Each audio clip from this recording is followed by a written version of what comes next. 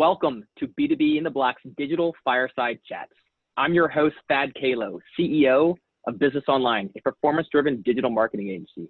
But far more important, co-founder of this amazing group and movement we call B2B in the Black. I'm excited to introduce our esteemed B2B luminaries from Hyland, a leader in the content services platform, the CFO, Nancy Person, and CMO, Drew Chapin. Nancy and Drew, thanks for making it today. It's great to be here.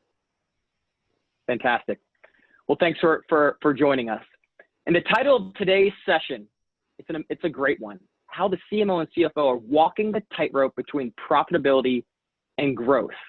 And profitability and growth in today's world are sizzling hot topics like bacon and waffles. I'll tell you, it's right in line with what everyone's trying to focus on and figure out today.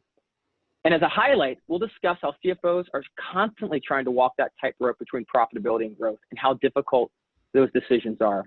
And right in the middle of this is marketing, right? With tremendous amounts of discretionary operating expenses and a large proponent and ability to drive growth, they're caught right in the middle. And last but not least, this has all become extremely that much more difficult within the COVID world.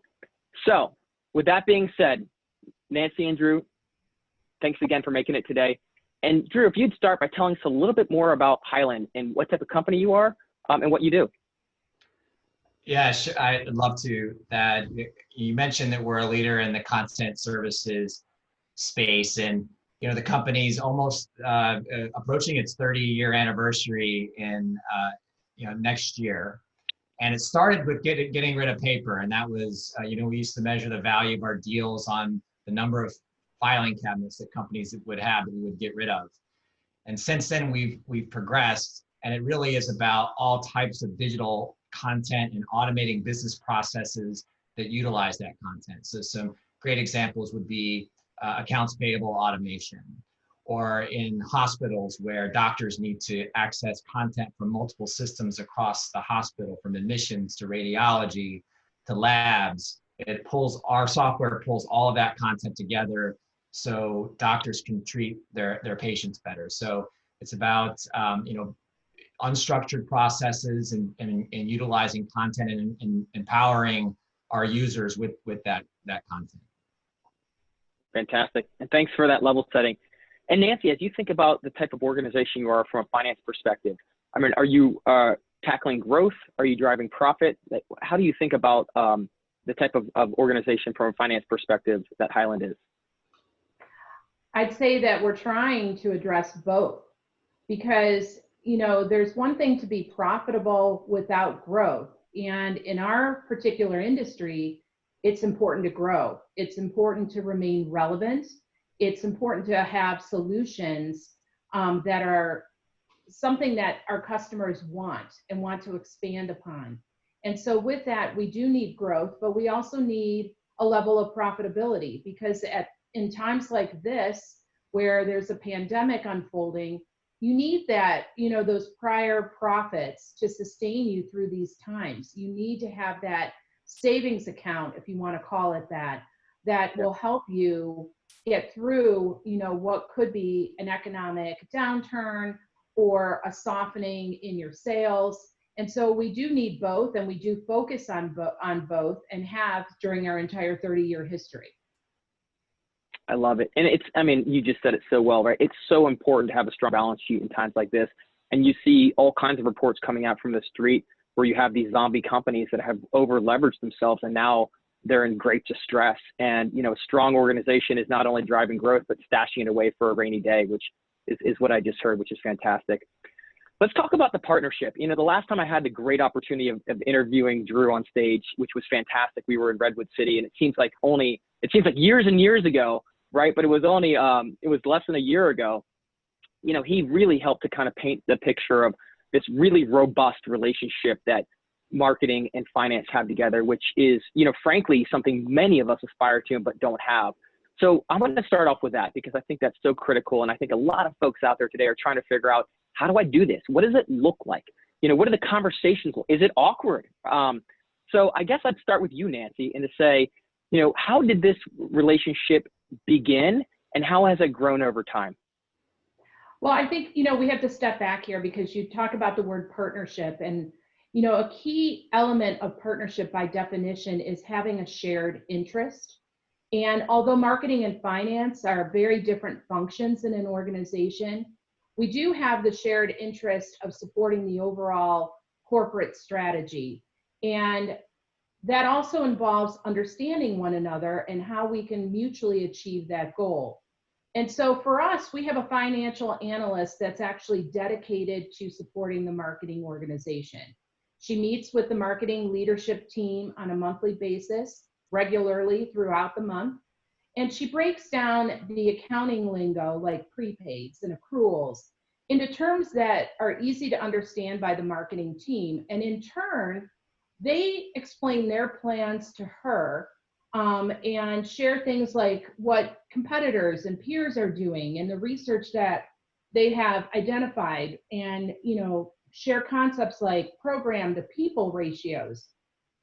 She can then help interpret what that means from a financial perspective, that people are recurring costs and heads added this year will be part of your baseline expenses next year. And so, for us, really what we have seen as a successful component of our partnership is this concept of education and increasing financial acumen, not just in marketing, but across the company, because we understand that 99.9% of the organization is not an accountant. But we also believe that if you're transparent and explain things in plain English, that you will receive buy-in on your decisions, even decisions that maybe, a cost center manager may not agree with, because everyone, of course, wants more funds allocated to them. But if they understand the company's results and how one line, for example, sales, drives other lines, such as marketing, and that if one increases or decreases, the other does as well, we feel like that has empowered people who are not in a financial background to understand, what needs to occur and why decisions are being made. I love it. I mean, that comment is so rich. Go ahead, Drew. It sounds like you've got I something to just share. wanted to add Please. a little bit on something that Nancy said about the understanding and the communication between finance and marketing. There really is a true partnership, and I feel like I have an advocate in finance, in Lauren, who is the woman that Nancy's referring to. She really strives to understand our strategy, and when we're reviewing our forecast every month, she knows exactly where we need to invest more. And when some of our expenses come in lower, she's able to proactively make recommendations to say, hey, I know you're trying to invest more in healthcare, for example, and let's take these dollars we saved here and move them over here. I mean, she's a champion for marketing. And with that trust, I know when she's coming to me to say, hey, the company really needs to cut expenses because we missed our quarter or COVID or what have you. I know she's already combed through the budget to find that savings, and she wouldn't be coming to us unless it was something the company absolutely needed. So there's a level of trust there that makes the working relationship very productive. I love it. Look, I heard a couple of, yeah, please go ahead, Nancy. No, sorry, I'll add to that. When you said trust, Drew, one of those concepts that we really have tried to instill in our entire financial organization is to be a trusted advisor. Because we are trying to support one another and trying to be that advocate, and also a resource that you can be trusted and can go to help understand decisions, but also offer input on those decisions, just like Drew mentioned. I love it. And this is so rich. I mean, I think you're going to see a lot of folks out there saying, this is exactly where we need to be as an organization, but how do we get there? So I heard a couple of things that really stood out to me. Number one is understanding. And it actually came from you first, Nancy, which is great, because usually you think of folks who are more empathetic driven are coming from marketing, right? Because marketers, the best marketers in the world, in my opinion, are very empathetic. They understand their customers first and then they communicate. So I love hearing that from a CFO. That's amazing. Maybe there's a slot on the marketing team, Drew, in case Nancy wants to move over, right? I mean, that's beautiful. Then I also heard education, right? That you're going through and having conversations around your vernacular, their vernacular, and last but not least, that there's creating some level of trust. So when you're asked of being cut, it's not feeling as though it's a top-down situation, or feeling as though it's something that is over the top. But there's this trust that makes it a lot easier. I mean, those are critical words. So I guess let's rewind for a second. You're in a great spot. There had to have been a time when it wasn't a great spot, right? What were you there, and what did that look like? How did you have the conversation? And I think if I remember our last conversation, Drew, you went to finance and began to build a relationship, and then it was met with reciprocity, and there was a response saying, yeah, we'd love to get together. And over time you built that. But I'd love to educate those folks that are listening to this, like what happened in those early days, and how did you get over any hurdles or any challenges that may have been in the way? Yeah, I can, the financial planning, the analyst that Nancy mentioned, that role was in place when I started at Hyland, and that relationship has always been really good. I go back to, so Nancy's predecessor, Chris Hyland, he and I had lunch during probably my second month at Hyland, and he said, I have no idea what marketing does. We invest, at the time, I think it was about $20 million a year. This was 8 years ago, in marketing, and I don't know where that money goes. And I left that lunch saying, oh crap, I better educate Chris and let him know and start to build this partnership. So I booked quarterly updates, and they generally happen every quarter. Sometimes we miss a quarter, but my goal in that meeting is to be as transparent as I can in sharing with the finance community. And it started with Chris, and now it's expanded to Nancy and a large portion of her leadership team. And we've invited other of our administrative roles, like our head of HR and our head of our CIO comes to that meeting. And the purpose there is, hey, I want to share what's working, what's not working, what's coming. This is where we're investing money. This is how we're measuring success. And I think, so that's really two levels of partnership there. There's that at the tactical level, and then at the executive level. So I look forward to continuing that with Nancy. I'm curious, Nancy, when you jumped on, where were you in that life cycle, and how did that relationship grow, or how did you help to foster it? Well, prior to my role as CFO when Chris retired, I was vice president of finance and accounting. So I was probably more boots to the ground than Chris was at that time of that lunch with Drew. So I had a little bit more visibility into what the financial analyst was doing and the meetings that were occurring with marketing. But, I'm not a marketing person by trade. I don't know all of the vernacular, that we just mentioned, or some of the focus areas that they're trying, to address and meet. But, at the end of the day, I think that when we do understand one another, and it gets back to that understanding, it is trying to take that information and then apply it in my world, which is the numbers. What are the results that are coming, through as a result of your efforts? And how does that translate to the bottom line? Is it increased sales? Is it brand awareness?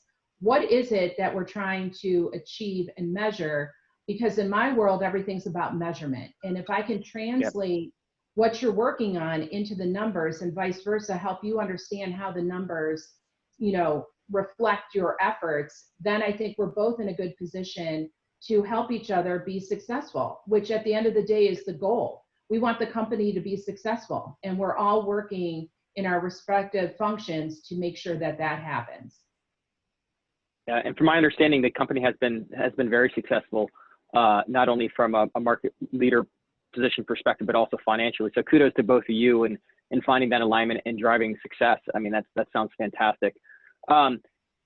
You talked about measurement, Nancy, and I'd like to press on that for a second, because part of the write-up for this discussion was ROI has never been more important, right?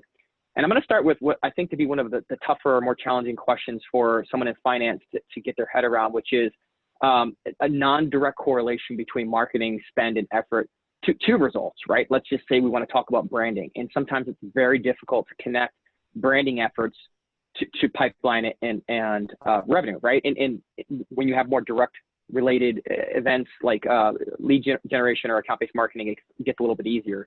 But let's talk about that for a second. How do you think about that? What do you look for in terms of what's being presented to you when those spends are being recommended? And how do you reconcile with this indirect connection to, some level of investment around non-direct performance?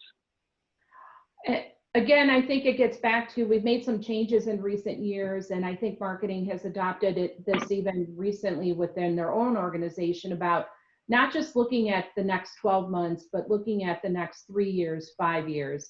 And financial models are also driven off of 3 years, 5 years. And you can look at things, as simple as expenses are usually a percentage of revenue, which is based on sales. And then, within that, once you know what your bucket of money is, then it becomes, trying to understand from marketing what their programs are.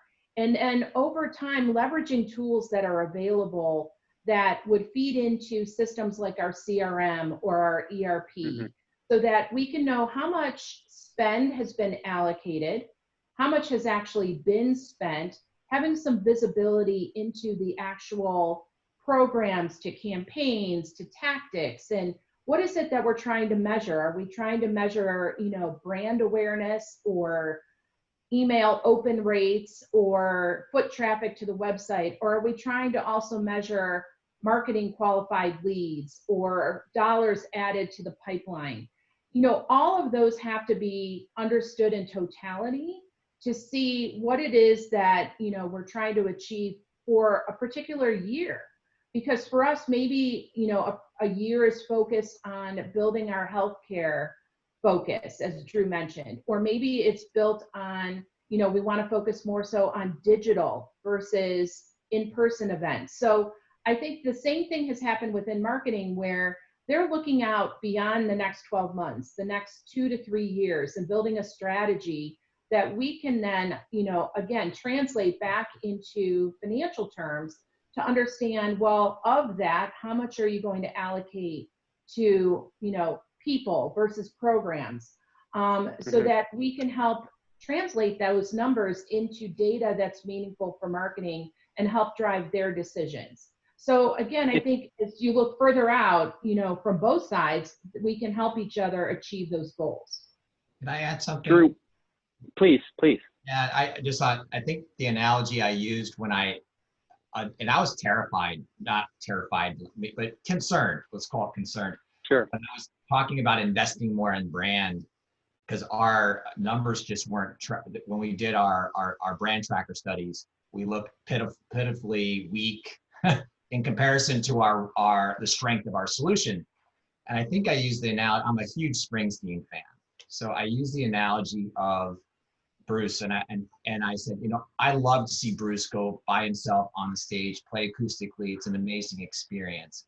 But what I want to see is the E Street Band. And I use that analogy just to say, from a marketing standpoint, the E Street Band is the orchestra of all those different marketing tactics. So it's not just the demand gen, but it's the digital, it's the web, it's the events.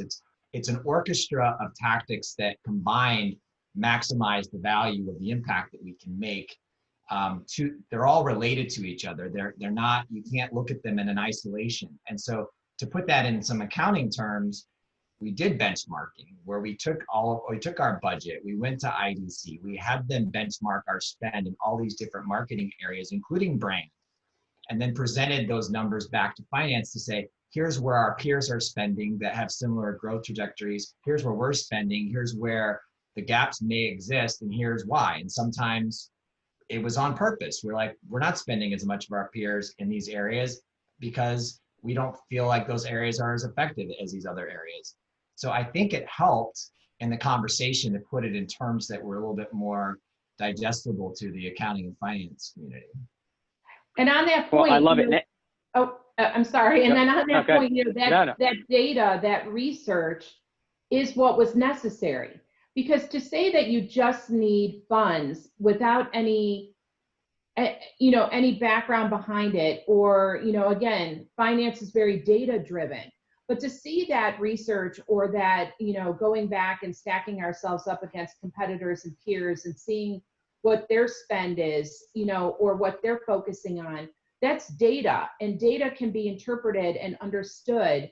And then decisions can be made that, if our brand awareness is not where it needs to be, let's invest there. So again, having, all of that information available for a finance team, I think is very important, because it helps cement why you need that investment, because it's support, it's evidence, it's something that we can understand and then, actually interpret and translate into the results.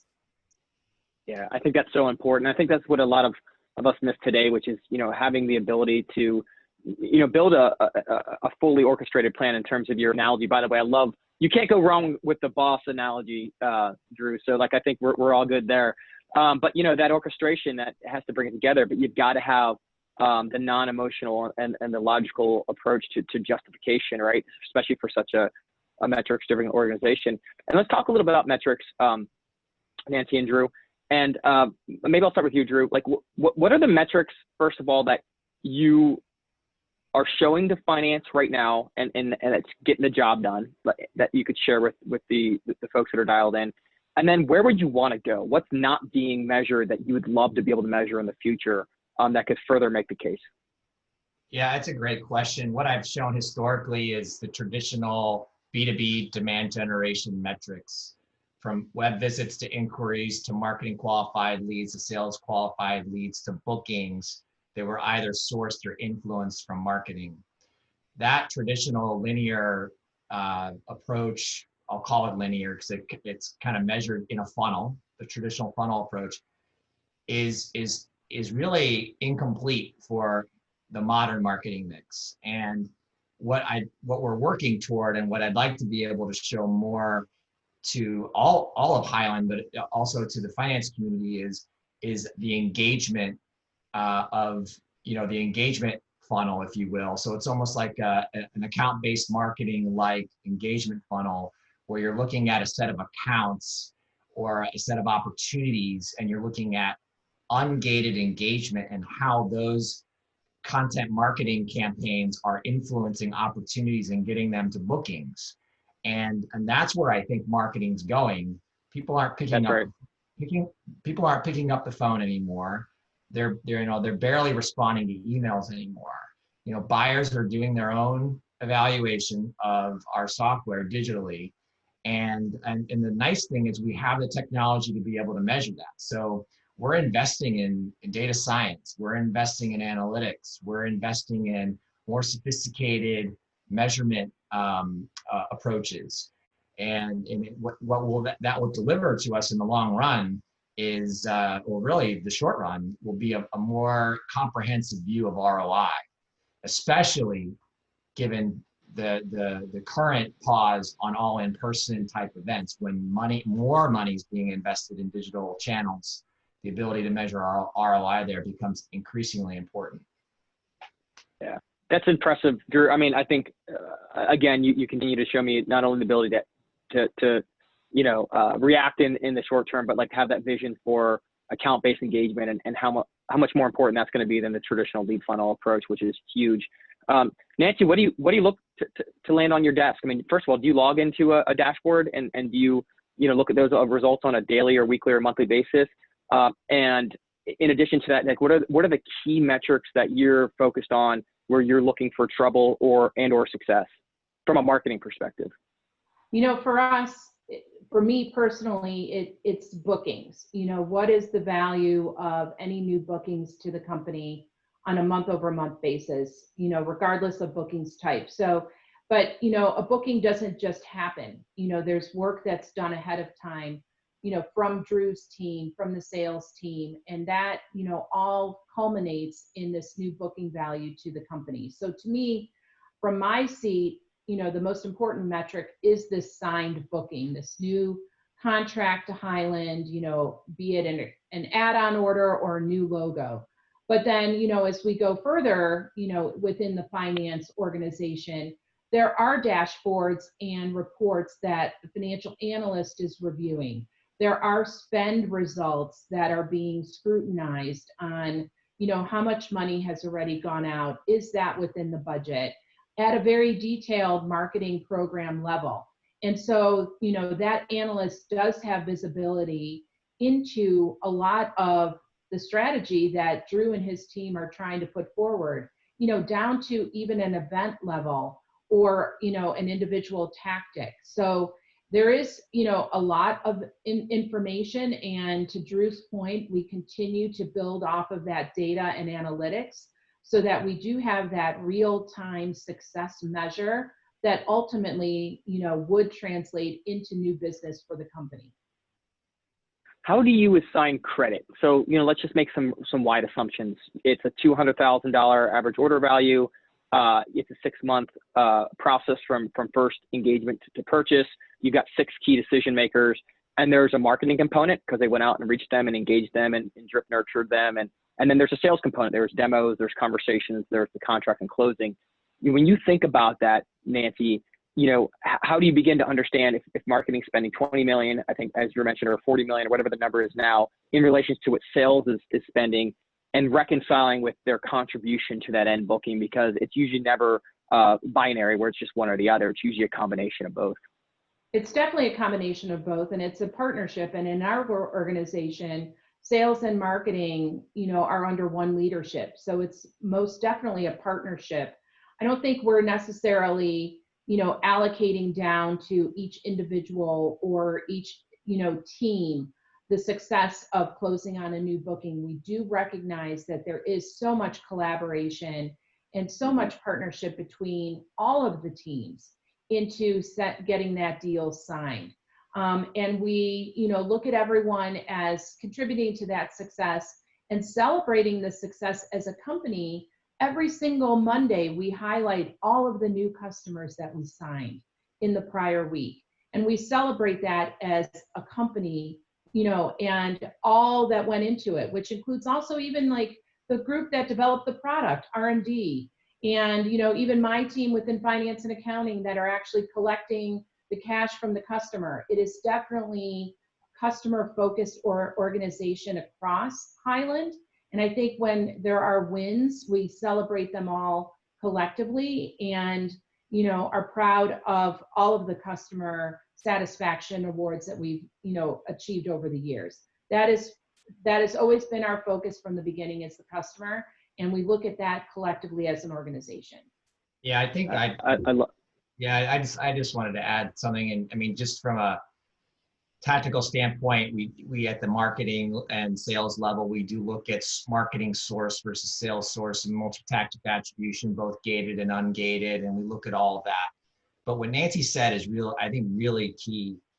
It's not just sales and marketing, but it's also our services organization that actually delivers the solution to the customer. We're all on the same team. And when I was at other companies where there was a very adversarial relationship between sales and marketing, and almost like an argument over taking credit, it was so disruptive and not helpful. And when I started at Hyland, I reported to the CEO directly, and I was separate from sales, and I could see this movie playing back again, right? Where my now current boss, who was head of sales at the time, and I liked each other, but there was definitely tension there, right? Because it was, the pipeline it's never good enough, right? So sales always wants a 6x pipeline or some crazy number. And Bill, our CEO, made the decision to align the teams organizationally. And it's made a huge difference, absolutely huge difference in the partnership between sales and marketing, to the point where we have mutually agreed upon pipeline goals together that we are, and at the end of the quarter or the measurement period, we go back and look at where those deals came from, but we don't care if we were wrong on how we forecast. As long as the company gets to the goal, we're satisfied. And I would encourage anyone out there that's a marketer who has an opportunity to work in the same organization as a sales leader, they should. And because I was a little apprehensive at first based on my history of doing that. And it's been a great experience, and I think hugely valuable to the company. I love it. And I think removing that friction, right, again, is so forward thinking, because it's typically how we're used to operating, right, in terms of that adversarial relationship. But as you can see from what I'm hearing, Drew, that when you remove that friction, it becomes about doing better work together and serving the customer and the business versus who gets credit, right? And that, frankly, that's kind of an ego thing at the end of the day, right? You have same goals. If you're meeting the same goals, it doesn't really matter as long as everyone's working hard. I love that. Let's pivot into probably the hottest topic right now. And by the way, this has been fantastic, and I'm sure everyone that will be dialed into this is really going to enjoy this. But here we are in the midst of a global pandemic, which has caused a global meltdown. Not only on top of incredible social unrest, right? But let's talk about the as it relates to business, because I'm sure we could over cocktails talk about all three of those things. Let's talk about the global meltdown and what it means to Hyland, and how first of all how you're thinking about it in terms of this balance between growth and profitability, and maybe how you may have recalibrated, because I know a lot of companies have. And then the second question I have would be, what is the lens with which you make those decisions? So maybe Nancy, we'd start with you on that. Absolutely. So when the pandemic unfolded in March, we immediately reviewed our 2020 budget and created a revised view for the remainder of the year. And that entailed a deep dive review of our sales pipeline, as well as a scrub of all of our expense lines, which included marketing. And so what we did, though, is we took an approach to look at the large dollar items first, company-wide, where we could achieve some savings. For example, pausing travel, which just happened naturally because no one was traveling. So that wasn't just in marketing, that was in all departments. And then, we quickly saw that the world was changing to virtual, which meant events once attended in person would no longer occur. So that was another easy savings. But on the flip side, we also noticed that a virtual world was an opportunity for us, especially in marketing. And so we shifted dollars to digital for our best chance at meeting pipeline goals. The thing is, in a pandemic, at some point it will end, and you want to make sure that your company is well positioned when it does start to subside and when economic indicators do begin to improve. So you can't stop all spend, in a climate like this. And so we were thoughtful on what are some of the big ticket items that we could get easy savings on. But then for the remaining dollars that were there, let's be thoughtful on what we should spend them on, which includes this concept of maybe going more toward digital and building up that pipeline and ensuring that the business is well positioned for when we come out of this. But on the same side, as we were looking at, will we grow year over year? Will we remain profitable?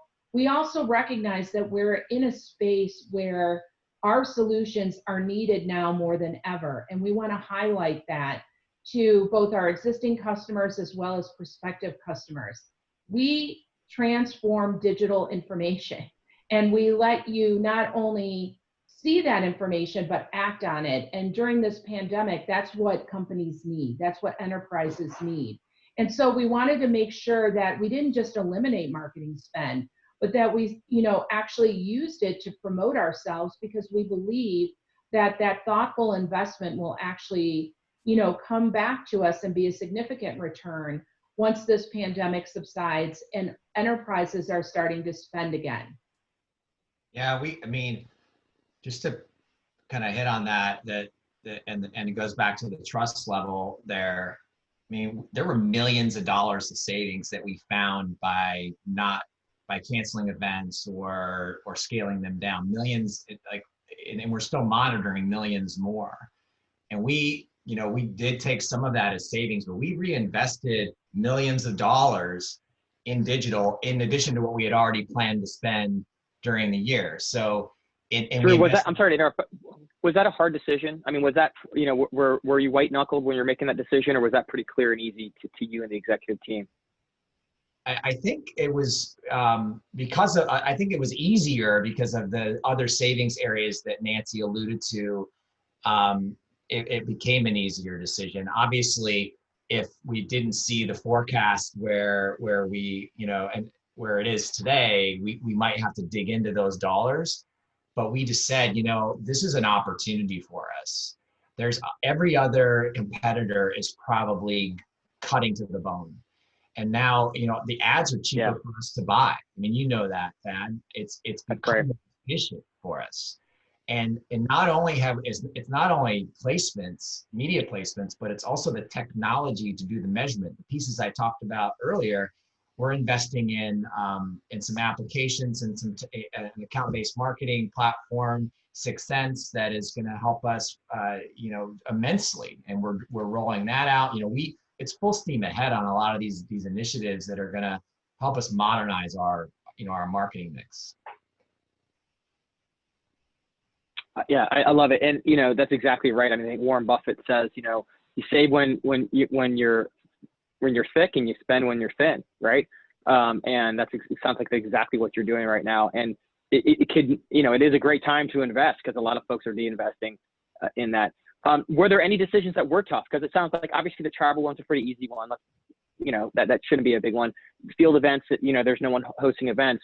It sounds like there was a little interpretation in terms of keeping the digital spend going. But were there items that were that caused friction in terms of what you had to cut or what you decided to continue to invest in? Maybe I'll start with you, Nancy. Yeah, I think we also paused hiring, where we had plans to grow headcount for the year. And continue to, support different growth areas around the company. And, freezing that spend, was difficult for teams who had, pretty much banked on it. They needed more people, to achieve some of their goals. But again, it gets back to that education and being transparent and informing the employee base why we're making these decisions. And that it is to, kind of weather this storm and be fiscally responsible and ensure that we aren't spending down to the bone, or completely dissipating our savings. So I think once we explained what our choices were, where we did pause certain initiatives and why, and what goals we were trying to achieve, we actually shared that with the employee base. They were very supportive of it. And understood that, we were making very thoughtful decisions that, yes, were difficult. And, of course, they would have liked a different outcome, but they also understood that this pandemic was affecting other organizations maybe more deeply than ours, where people were losing their jobs, or were really struggling, and that we were trying to make the decisions that were best for our company and for our employees and customers, and, getting through this stronger than ever once conditions improve. So again, no one likes to have spend taken away, but if you explain why and what, the desired outcome is, I think you do get that support from everyone. And people have rallied around that, I must say. Yeah, I would add though, Nancy, to your team's credit, we've hired, we haven't completely paused it.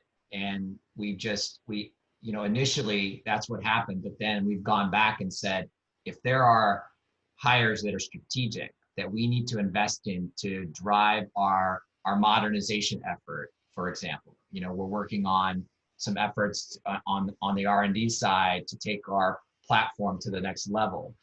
We've made some decisions to move forward with some of those hires, and Nancy's team has been very supportive of that. And so where it was disappointing for some, and we've gotten them on board through education, we haven't completely abandoned our growth initiatives. We've invested in those.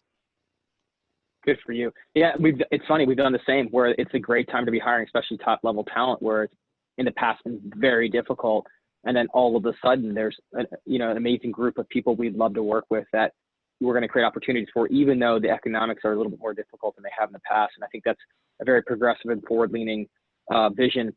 I'm going to move into the final chapter of our conversation, and it's been delightful thus far. But I'm going to move into predictions and recommendations. So we'll start with you, Drew. If you have to think about the prediction that we should all be worried about or concerned with right now, that's going to play itself out in the next couple of months or quarters, from a marketing perspective, or even just from a leadership perspective, what would you predict that's going to come to fruition, and how should we think about addressing it? I don't think I'm going out on a limb when I say that the in-person event and meeting planning as a tactic for marketing is going to completely change. I don't know that it will ever be back to where it was before. I think it's forced marketing professionals to take a hard look at those investments and the true ROI that they were getting from them. And now with the shift, I think it's going to accelerate what was already happening anyway, which is a big shift to account-based marketing and more modern digital marketing mix. And so my prediction is that will be accelerated because of this.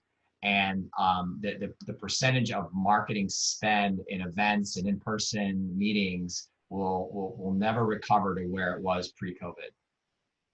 So in summary, massive shift in all the travel and events and education that we would go to, or for networking, and that shift will land in building a better buyer journey digitally, so you can serve your customers when they need it, how they need it, they're for them specifically.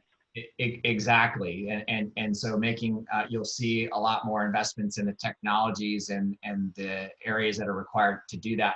And I would say, if there's anybody who's a meeting planner or an event specialist tuning in, your skills are super valuable. So we have a fairly large events team, and we're utilizing their excellent project management skills, and they're very detail oriented in other parts of our business. So if anyone here, any other CMOs are tuning in, I'm sure you have some talented events folks. Look for other places they can add value to the company. You've got there's a lot of talented meeting planners out there that have valuable skills. I love it.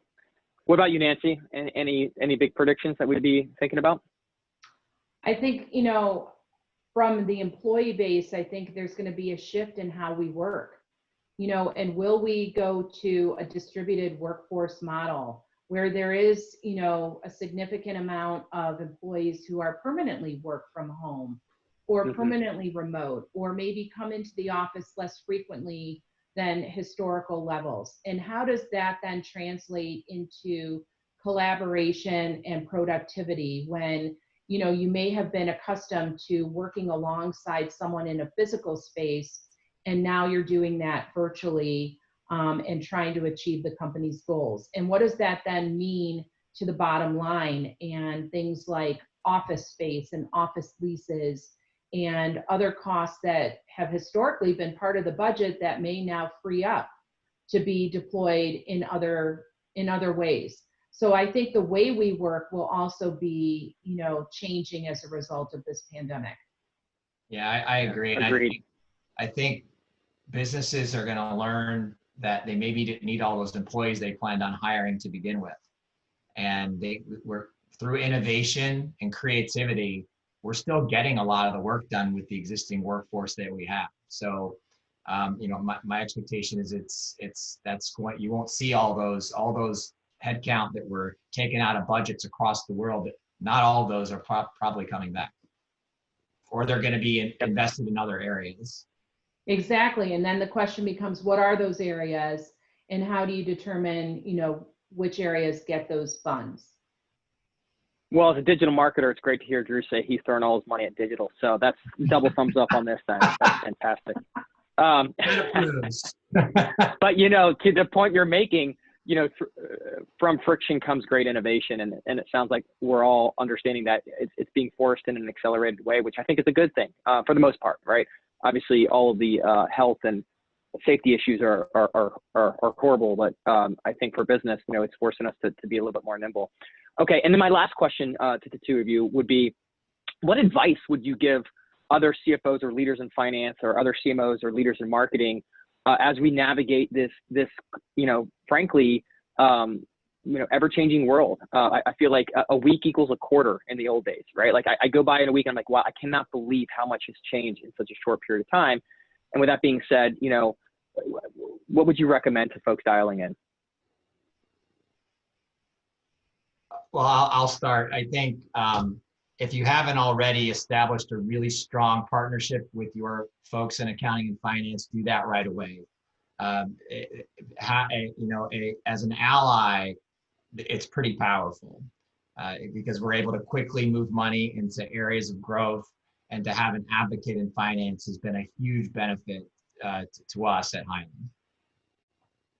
And I would say communicate. You can't over communicate, especially during these times, because I think people by nature will go to the negative and make assumptions. And it's better to, be transparent and engage and be partners, not only with, leadership around the company, but also employees and customers. Communicate. I think that's critical during this time. Yeah, I love it. Well, I think that brings us to the end of this conversation, which, first of all, thank you very much for your participation, your insights, and your wisdom. You both of you obviously have a fantastic relationship, and I think the envy of many, folks in finance and marketing. But look at what it's producing, though. It's producing results. It's producing growth. It's producing recognition from a marketing and sales perspective. And I think this is something that we can all learn from. So with that, I want to thank you again. This has been absolutely fantastic, enjoyable from this end. And I know folks dialing in will enjoy this conversation as well. And all I can say is be safe. Thank you. You as well.